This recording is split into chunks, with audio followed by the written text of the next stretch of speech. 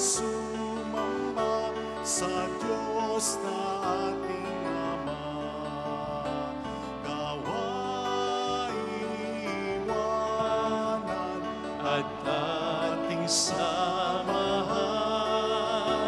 ang Diyos ng buhay, Diyos na ating gabay. Halina't magsilapit sa Diyos ng pag-ibig, at sa Kanya ay sumamba sa Diyos na ating Ama. Sa ngalan ng Ama at ng Anak at ng Espiritu Santo. Amen. Sumainyo ang Panginoon. At sumaiyo rin. Upang tayo maging marapat sa misang ito, halina't magsisimuna sa ating mga kasalanan. Tayo pang lahat, inaamin ko sa makapangyarihang Diyos at sa inyo mga kapatid, na lubha akong nagkasala sa isip, sa salita at sa gawa, at sa aking pagkukulang. Kaya isinisamo ko sa mahal na Birheng Maria, sa lahat ng mga anghel at mga banal, at sa inyong mga kapatid na ako'y panalangin sa Panginoong ating Diyos. Kaawaan tayo na mapagmahal na Diyos, patawarin sa ating mga sala at patnubayan hanggang sa buhay na walang hanggan. Amen. Panginoon, kaawaan mo kami. Panginoon, kaawaan mo kami. Kristo, kaawaan mo kami. Kristo, kaawaan mo kami. Panginoon, kaawaan mo kami. Panginoon, kaawaan mo kami. Iyuko natin ang ating ulo, maaaring ibulong sa Panginoon ang ating intensyon.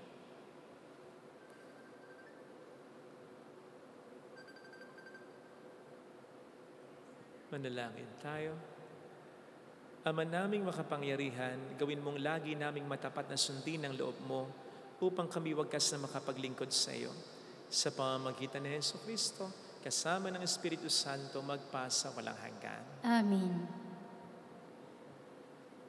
Ang salita ng Diyos mula sa sulat ni Apostol San Pablo sa mga taga-Efeso. Mga kapatid, marahil naman, nabalitaan na ninyong dahil sa dahang loob ng Diyos ay ipinagkatiwala niya sa akin ang tungkuling ito para sa inyong kapakinabangan. Ipinahayag sa akin ng Diyos ang kanyang lihim na panukala tulad ng nabanggit ko sa dakong una. At habang binabasa ninyo ito, malalaman ninyong nauunawaan ko ang hiwaga tungkol kay Kristo.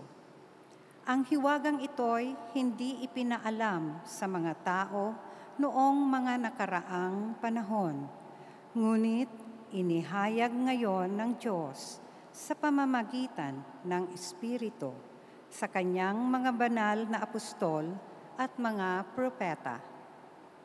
At ito ang lihim.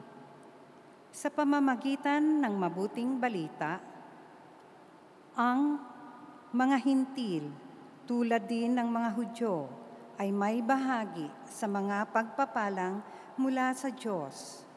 Mga bahagi rin sila ng iisang katawan at kahati sa pangako ng Diyos dahil kay Kristo Jesus. Sa kagandahang loob ng Diyos, ako'y ginawa niyang lingkod para sa mabuting balita sa pamamagitan ng kanyang kapangyarihan. Ako ang pinakahamak sa mga hinirang ng Diyos. Gayunmay, minarapat niyang ipagkaloob sa akin ang gawaing ito.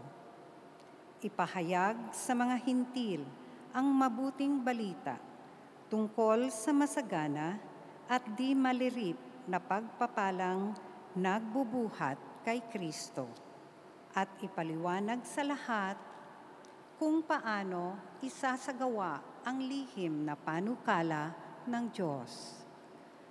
Ito'y matagal na panahong inilihim ng Diyos na lumikha ng lahat ng bagay upang sa pamamagitan ng simbahan ay maipakilala ngayon sa mga pinuno at mga may kapangyarihan doon sa kalangitan ang walang hanggang karunungan ng Diyos na nahahayag sa iba't ibang paraan. Alinsunod ito sa walang hanggang panukala na isinakatuparan niya kay Kristo Jesus na ating Panginoon. Dahil sa ating pakikipag-isa at pananalig sa Kanya, makalalapit tayo sa Diyos ng panatag ang loob. Ang salita ng Diyos. Salamat sa Diyos.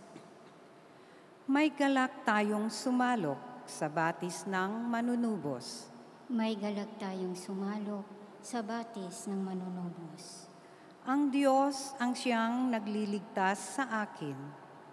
Tiwalang-tiwala ako at wala muntimang pangamba. Sapagkat ang poon ang lahat sa akin. Siya ang aking awit, ang aking kaligtasan.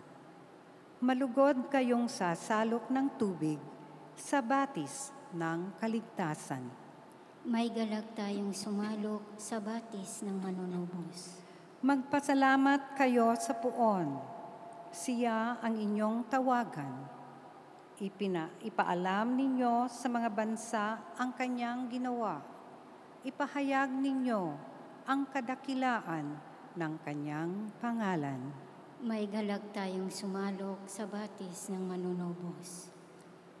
Umawit kayo ng papuri sa poon, sapagkat kahanga-hanga ang kanyang mga gawa. Ipahayag ninyo ito sa buong daigdig. Mga anak ng Sion, umawit kayo ng buong galak, sapagkat nasa piling ninyo ang dakila at ang banal ng Israel. May galak tayong sumalok sa batis ng manunubos.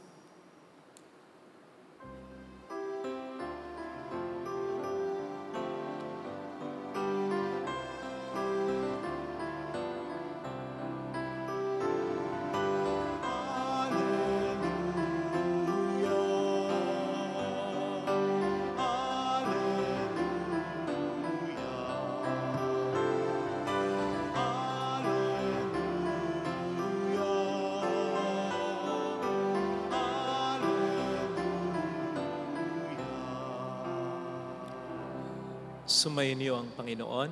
At sumaiyo rin. Ang mabuting balita ng Panginoon ayon kay San Lucas. Papuri sa iyo, Panginoon. Noong panahong yon, sinabi ni Jesus sa kaniyang mga alagad, "Tandaan niyo ito, kung alam lamang ng puno ng sambahayan kung anong oras darating ang magnanakaw, hindi niya pababayaang pasukin ang kanyang bahay. Kayo may dapat humanda, sapagkat darating ang anak ng tao sa oras na hindi niyo inaasahan." Itinanong ni Pedro, "Panginoon, sinasabi po ba ninyo ang talinghagang ito para sa amin o para sa lahat?" Tumugon ng Panginoon, "Sino nga ang tapat at matalinong alipin? Hindi ba siya ang pamamahalain ng kanyang Panginoon sa sambahayan ito upang magbigay sa ibang mga alipin ng kanilang pagkain sa karampatang panahon? Mapalad ang aliping yon kapag dinatnan siyang gumagawa ng gayon pagkabalik ng kanyang Panginoon. Sinasabi ko sa inyo, pamamahalain siya ng kanyang Panginoon sa lahat ng ari-arian nito. Ngunit kung sabihin sa sarili ng aliping yon, matatagalan pa bago magbalik ang aking Panginoon at simulan niyang bugbugin ang iba pang aliping lalaki at babae at kumain, uminom at maglasing, darating ang Panginoon ng aliping yon sa araw na hindi niya inaasahan at sa oras na hindi niya alam. Buong higpit na parurusahan siya ng Panginoon at isasama sa mga hindi tapat. At ang aliping nakakaalam ng kalooban ng kanyang Panginoon, ngunit hindi naghanda ni sumunod sa kalooban nito, ay tatanggap ng mabigat na parusa. Ngunit ang aliping hindi nakakaalam ng kalooban ng kanyang Panginoon at gumawa ng mga bagay na nararapat niyang pagdusahan, ay tatanggap ng magaan na parusa. Ang binigyan ng maraming bagay ay hahanapan ng maraming bagay. At ang pinagkatiwalaan ng lalong maraming bagay ay pananagutin sa lalong maraming bagay. Mga kapatid, ang mabuting balita ng Panginoon. Pinupuri ka namin, Panginoong Hesukristo. Welcome po sa Our Lady of Laslet Pasay Parish, kung saan ayos lang umiyak. Kasamahan tayo ng mahal na ina sa pag-iyak at sa pagdarasal upang maging maayos ang lahat. Papaano niyo po tinitingnan ang pagtitiwalang ibinibigay sa inyo ng tao? Lalong-lalo na kung kagalang-galang, kapitapitagan yung tao. Pinapahalagahan niyo po ba ito o sinasayang ninyo? Natutuwa po ba kayo para dito o nalulungkot kayo? Mayroong dalawang mukha ang pagtitiwala na ibinibigay sa atin ng iba. Sa unang mukha, ito'y dagdag na gawain, dagdag na trabaho. Kasi kapag ikaw ang pinagkakatiwalaan, mas bibigyan ka ng task kumpara sa karamihan. Kapag ikaw ang pinagtitiwalaan ng magulang mo sa lahat ng magkakapatid, syempre, merong ibibigay sa iyong trabaho na hindi ibibigay na trabaho sa ibang mga kapatid mo. Kapag sa lahat ng mga magkaklase, ikaw ang pinagkakatiwalaan ng teacher mo, pwedeng mabawasan ang oras mo sa paglalaro, kahit sa pag-aaral, dahil may task na ibinigay sa iyo na hindi ibinigay sa ibang mga klase mo. Kapag sa lahat ng mga empleyado, ikaw ang pinagkakatiwalaan ng inyong amo, sigurado, meron kang dagdag na trabaho. Kaya nga sabi nila, huwag mong masyadong galingan, huwag mong masyadong sipagan. Mapopromote ka niyan, mapopromote ka sa trabaho. Dagdag trabaho. Nevertheless, ang kabilang mukha naman ng pagtitiwalang ibinibigay sa atin ng iba ay karangalan. Bakit karangalan?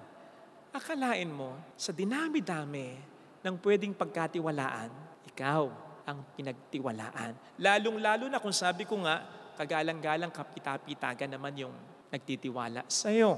Ibig sabihin, nag-stand out ka sa iba. Ibig sabihin, the best ka. Yun yung payo ko sa isang kaibigan ko dati na nagkaroon ng dilema. Kasi nakatanggap daw siya ng letter na na-nominate siya para ma-promote sa trabaho. Ang dilema niya, tatanggapin ba niya yung trabaho o hindi? Kasi hindi naman daw masyadong madadagdagan ang kanyang sweldo. Sabi ko, napakaganda ng kumpanya. Kilala yung kumpanya. Ano kung hindi masyadong madagdagan yung sweldo mo? Hindi naman din habang buhay na mababa ang sweldo mo. Sigurado tataas din yan. Pero at the moment, pahalagahan mo yung pagtitiwala na ibinigay sa iyo. Kasi may nakikita sila sa iyo na hindi nila nakita sa iba. Mga kapatid, ganito rin natin dapat tingnan ang ating sarili bilang mga anak ng Diyos. Unang-una buhay tayo. Hindi ko po alam kung familiar kayo kung paano nabubuo ang isang tao, ang isang bata. Yung scientific explanation na nagsasanib yung sperm cell at saka yung egg cell ng babae, sperm cell ng lalaki. Di ba? Isa lang daw. Sa napakaraming sperm cell ang nag-fertilize sa egg cell ng babae.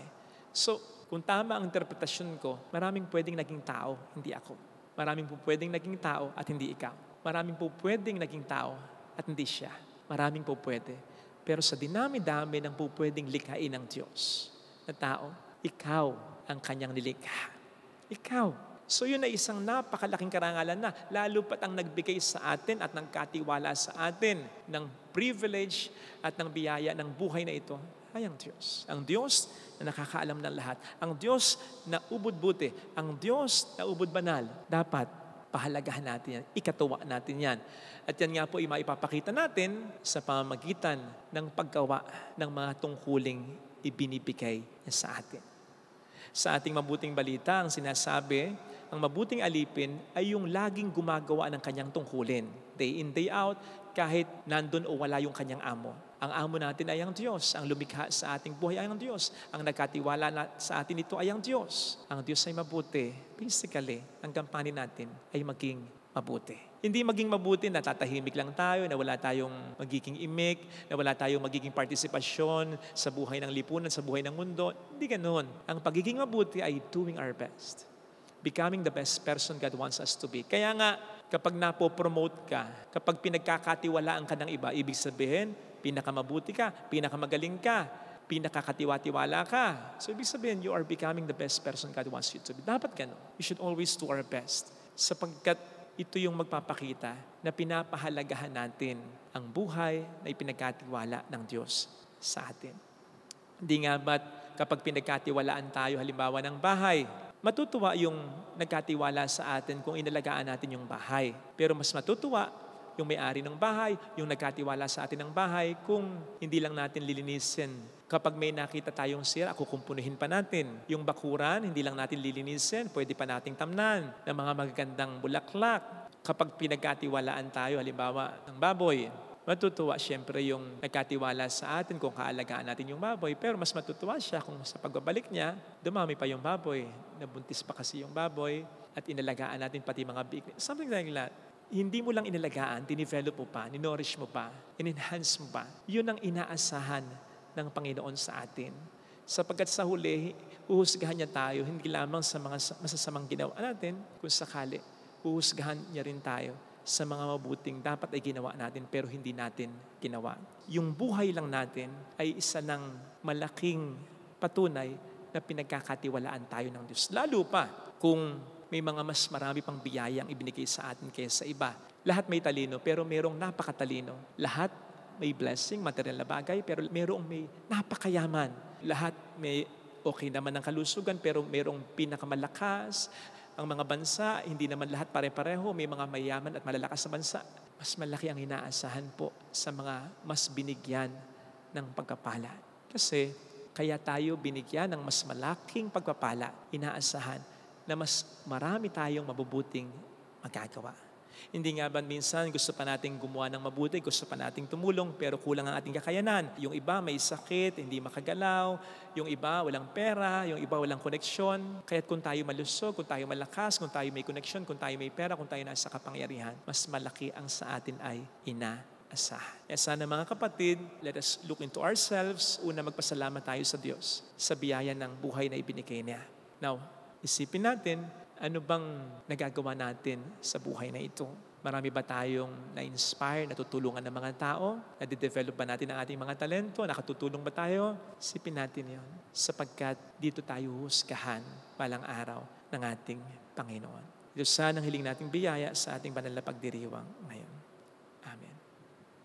Ilagay natin ang ating kanang kamay sa tapat ng ating puso.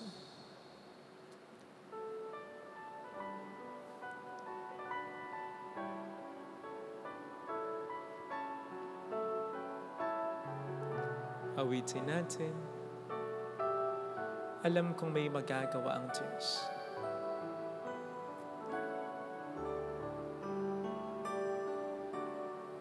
Alam kong may magagawa, makapangyarihan siya. Alam kong may magagawa ang Diyos. Walang imposible sa Kanya. Kung ako'y magtatapat, sa Kanya'y maglilingkod. Alam kong may magagawa ang Diyos.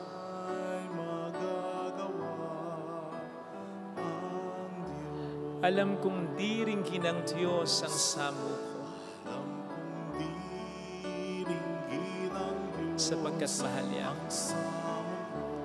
Alam kong di rin ng Diyos ang samo ko. Alam kong di rin ng Diyos ang samo ko. Kung ako'y magtatapat, sa Kanya'y maglilingkod. Alam kong di rin ng Diyos ang samo ko. Pikit natin ang ating mga mata. Panginoon, pakitulungan mo po kami na maging karapat-dapat sa mga blessings na ipinagkatiwala mo sa amin. Huwag nawa naming sayangin ang mga ito, bagkus ay papagyamanin pa namin, i-develop namin, mas sumipag pa kami, mas hindi kami maging kampante.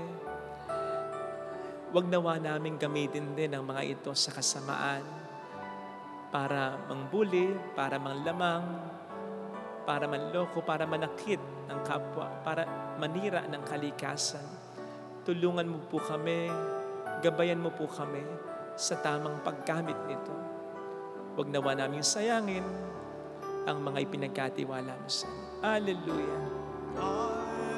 Purihin ang Diyos. Hallelujah! Pasalamatan siya. Siya ay muling babalik sa atin. Hindi niya tayo iiwan. Hindi niya tayo pababayaan. Paniwalaan natin yan. Hallelujah!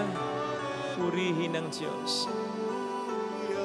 Hallelujah! Sa takdang panahon, babalik ang Panginoon upang tayo ay kunin. Tapat siya sa kanyang mga pangako sa atin. Sabihin mo sa sarili mo, mayroong magandang mangyayari sa iyo. Higit pa sa inaasahan, sapagkat mahal ka ng Diyos, pakatandaan mo. Kung lalapit ka kay Jesus, maaring matagal, maaring mahirap, pero magiging maayos din ang lahat. Mayroong magandang mangyayari sa iyo. You are blessed. Pagyamanin mo para maging katiwa-tiwala ka pa bago niya ibigay ang mga blessings na hinihiling mo. Tanungin muna natin ang ating sarili. Naging karapat-dapat na ba tayo sa mga blessings na meron na tayo? Papuri sa Ama at sa Anak sa Espiritu Santo. Kapara noong unang-una, ngayon at magpakailanman at magpasaulong hanggang amin. Pag-aalay.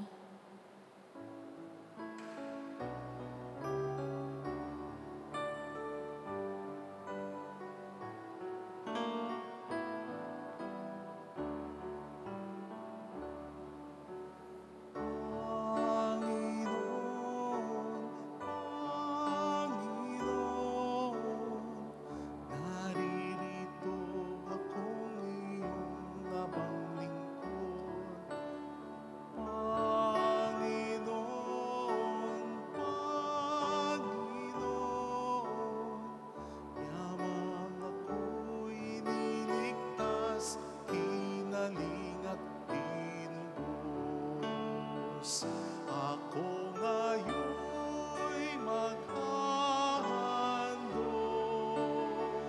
ng aking pasasalamat.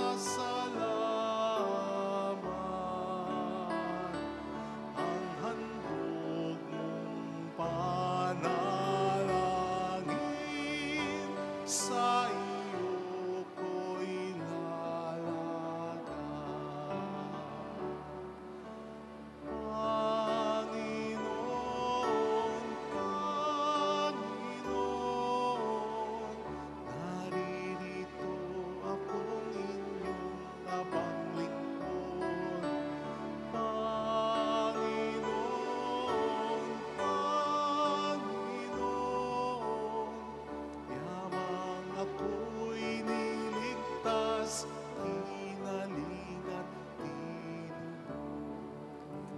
Manalangin tayo, pang ating handog ay maging kalugod-lugod sa Diyos Amang makapangyarihan.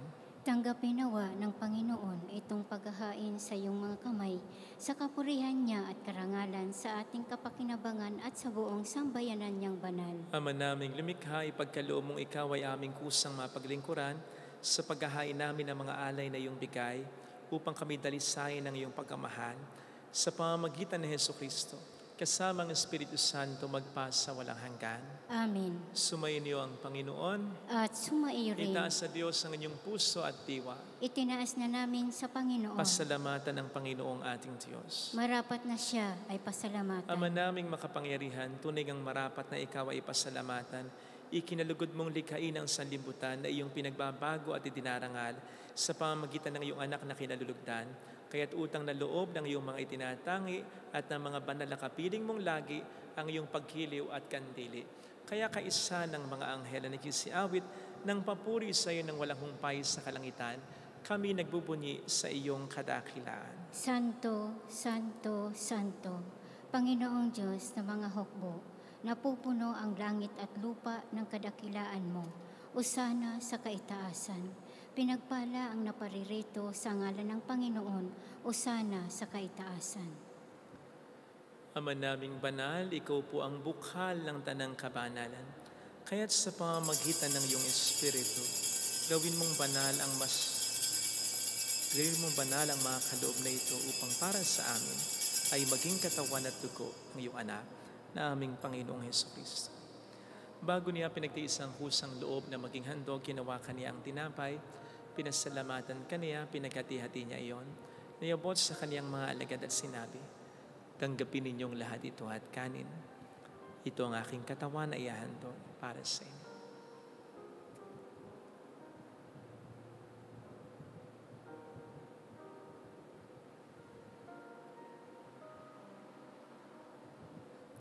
Gayun din naman nang matapos ang hapunan, hinawakan niya ang kalis, muli kaniyang pinasalamatan.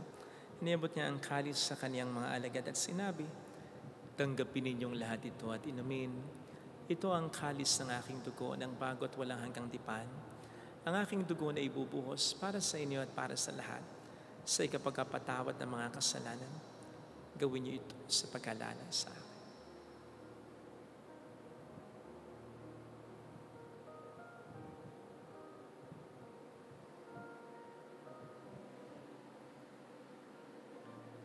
Ipagbunyi natin ang misteryo ng ating pananampalataya. Si Kristo'y namatay, si Kristo'y nabuhay, si Kristo'y babalik sa wakas ng panahon. Ama, ginagawa namin ngayon ang pag-alaala sa pagkamatay at muling pagkabuhay ng iyong anak. Kaya inialay namin sa iyong tinapay ng buhay at ang kalis ng kaligtasan. Kami nagpapasalamat dahil kami iyong minarapat na tumayo sa harap mo para maglingkod sa iyo. Sinasamo namin kami na magsasalo sa katawan at dugo ni Kristo ay mabuklod sa pagkakaisa sa pamamagitan ng Espiritu Santo. Ama, lingapin mo ang iyong simbahang laganap sa buong daigdig. Puspusin mo kami sa pag-ibig. Kay San Francisco na aming Papa, ni Dennis na aming Obispo at ang Tanang Kaparian, alalahanin mo mga kapatid naming nahimlay nang may pag-asang sila'y muling mabubuhay, lalo ng aming mga ipagdarasal. Saglit nating alalahanin ang ating mga minamahal na yumao. Kawaan mo sila at patuloyin sa iyong kaliwanagan. Kawaan mo at pagingtapatin kaming lahat na makasalo sa iyong buhay na walang wakas. Kaysa ang mahal na Birhen ng Lasalet, ang ina ng Diyos, isanuse ang kabiyak ng kanyang puso lahat ng mga banal na namuhay dito sa daigdig ng kalugod-lugod sa iyo. May pagdiwang nawa namin ang pagupuri sa ikararangal mo sa pamamagitan ng iyong anak na aming Panginoong Hesukristo. Sa pamamagitan ni Kristo kasama niya at sa Kaniya, ang lahat ng parangal, papuri ay sa iyo, Diyos amang makapangyarihan, kasama ang Espiritu Santo magpas sa walang hanggan. Amen. Tumawag tayo sa ating Ama.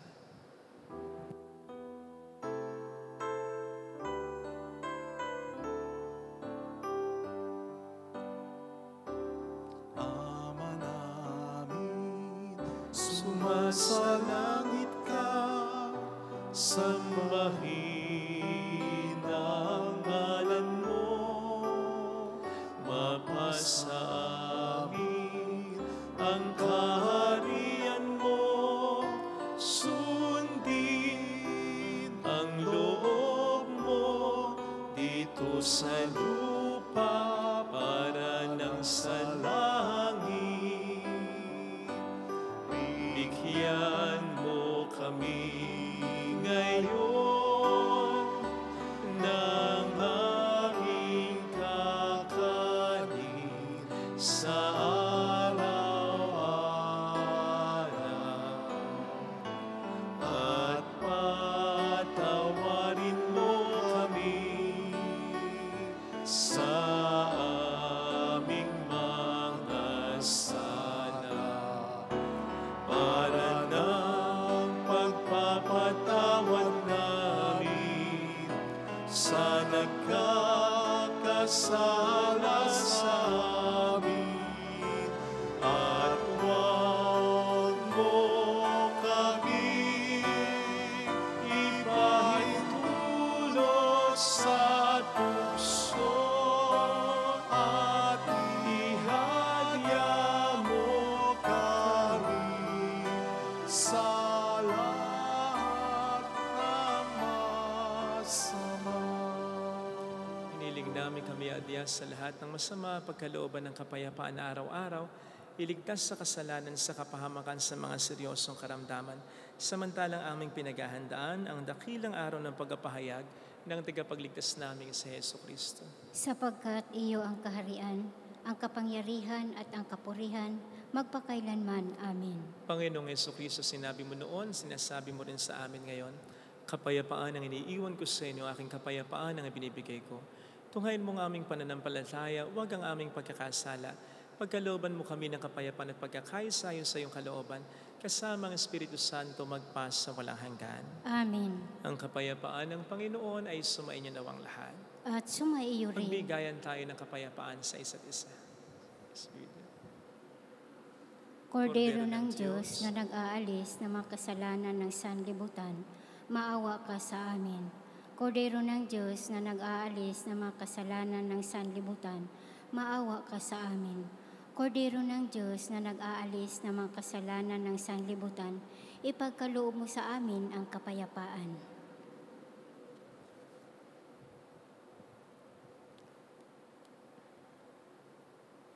Narito sa harap natin ng Panginoon ang ating buhay at kaligtasan.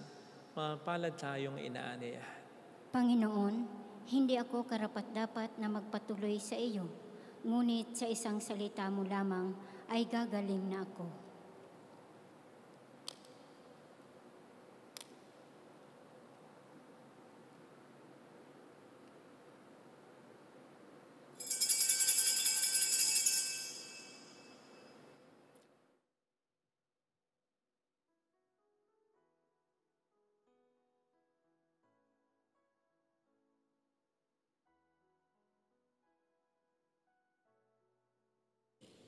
Panalangin para sa espiritual na pakikinabang.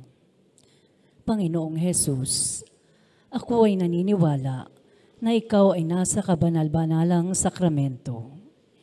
Iniibig kita ng higit sa lahat at ninanasa kong tanggapin ka sa aking kaluluwa.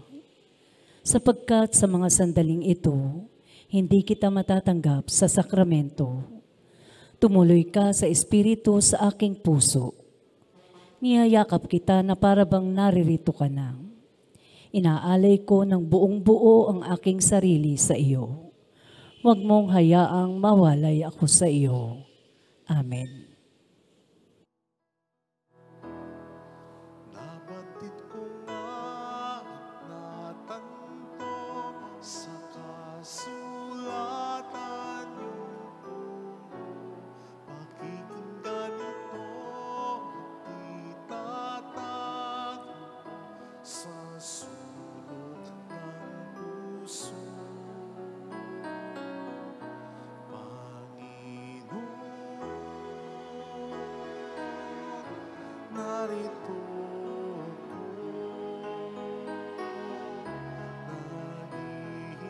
naghihintay sa utos mo. Lahat ng yaman ko alay ko sa'yo. Ikaw ang tanging sa buhay ko. Panginoon, narito ako. Naghihintay sa utos mo. Lahat ng yaman ko alay ko sa'yo. Ikaw ang tanging sa buhay ko. Narito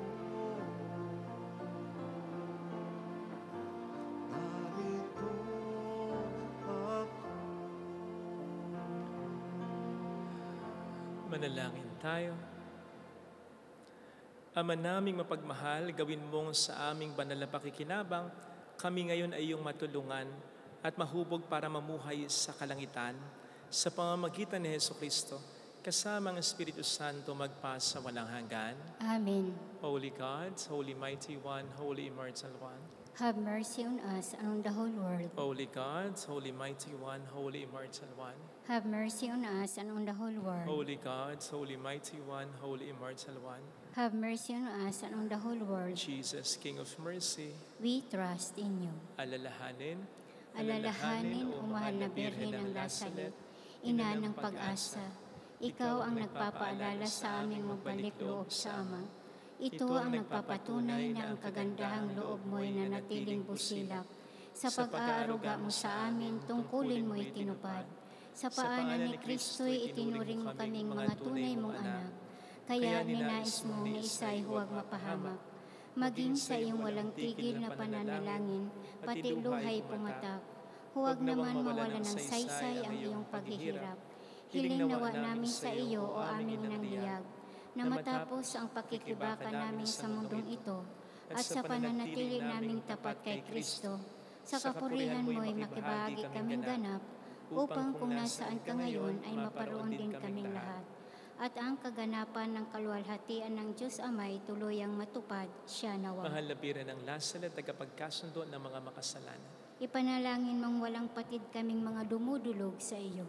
Maraming salamat po sa inyong pakikiisa at sa lagi niyong pagtulong na nagiging dahilan para makatulong din po tayo sa iba, sa ibang simbahan, sa ibang mga individual. Ngayon po ay nagpapagawa tayo ng mga chapels. Salamat po. Sumayin niyo ang Panginoon. At sumaiyo rin. Pagpalain kayo kasama ang ating pamilya na mapagmahal na Diyos, ng Ama at ng Anak at ng Espiritu Santo. Amen. Umayo tayo sa kapayapaan ni Kristo. Salamat sa Diyos. Salamat din po.